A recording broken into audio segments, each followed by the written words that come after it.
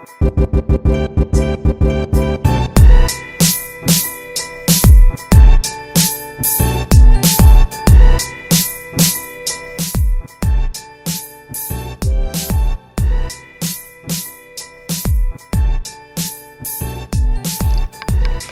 halo teman-teman. Assalamualaikum warahmatullahi wabarakatuh. Pada pertemuan kali ini kita akan membahas tentang kelanjutan dari pokok bahasan yang kemarin ya, tentang Human Resource Management. Cuman untuk kali ini kita akan lebih fokus kepada skill-skill yang harus dikuasai oleh seorang Human Resource Manager. Yang pertama adalah skill perencanaan SDM. Kenapa skill ini sangat penting? Karena kita tahu bahwa setiap organisasi itu pasti punya yang namanya visi dan misi. Visi dan misi itu adalah angan-angan atau istilahnya keinginan dari organisasi tersebut yang kelak itu mau jadi apa ke depan gitu ya. Kemudian dari visi misi tersebut diturunkanlah menjadi yang namanya tujuan. Nah, tujuan ini kemudian dijadikan acuan untuk membuat yang namanya target dan juga sasaran. Nah, untuk mengimplementasikan sasaran atau istilahnya untuk mencapai tujuan ini, tentu kita butuh yang namanya strategi. Dan di dalam pengimplementasian strategi tersebut, pasti kita membutuhkan yang namanya sumber daya manusia. Lantas, bagaimana cara kita istilahnya mengadakan sumber daya manusia ini? Itulah kenapa kita butuh yang namanya perencanaan sumber daya manusia. Oke, lantas apa saja poin-poin penting yang ada di dalam perencanaan sumber daya manusia? Yang pertama adalah ada analisis pekerjaan, terus kemudian ada analisis SDM dan juga sasaran. Oke, kita akan cerita tentang analisis pekerjaan. Jadi di dalam perencanaan SDM itu ada 3 hal yang seperti saya sebutkan tadi, ada analisis pekerjaan, kemudian ada analisis SDM, dan terakhir adalah sasaran. Kira-kira analisis pekerjaan itu apa? Analisis pekerjaan itu adalah sesuatu kegiatan dari seorang Human Resource Management atau Human Resource Manager untuk menentukan tugas, jabatan, dan juga pekerjaan. Bisa dipahami ya? Kegiatan untuk menentukan tugas, jabatan, dan juga pekerjaan. Oke. Terus kemudian apa sih perbedaan dari tugas, jabatan, dan juga pekerjaan itu? Kalau kita tahu, tugas itu adalah sesuatu hal yang harus dilakukan. Kemudian yang dimaksud dengan jabatan itu adalah istilahnya penamaan dari seseorang yang melaksanakan tugas tersebut.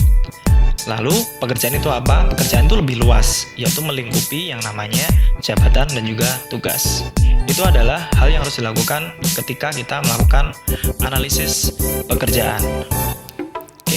Lanjut, setelah kita istilahnya menentukan tugas, jabatan, dan juga pekerjaan yang dibutuhkan, selanjutnya kita butuh nih yang namanya analisis SDM.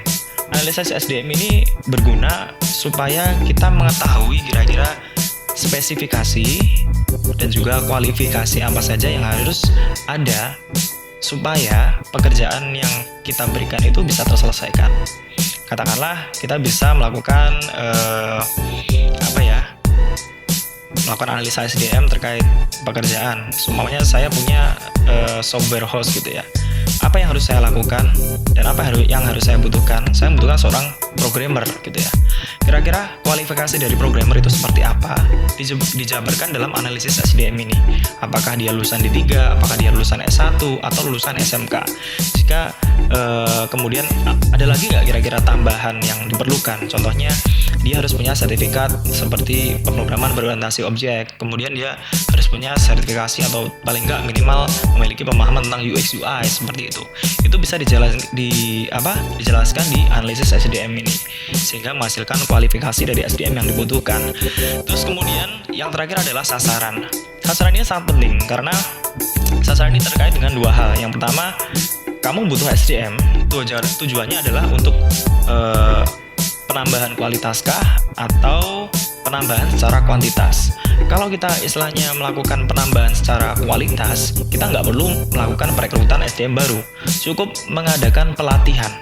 Nah, kalau kita memang membutuhkan SDM baru karena kita benar-benar kurang tenaga, ada penambahan secara kuantitas, maka kita bisa melakukan yang namanya rekrutmen.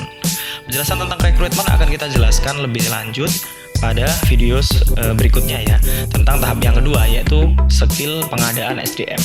Tetapi ada yang perlu digarisbawahi tentang perencanaan SDM ini ya. kita tidak bisa mencontoh perencanaan SDM dari organisasi lain kemudian kita terapkan di organisasi kita.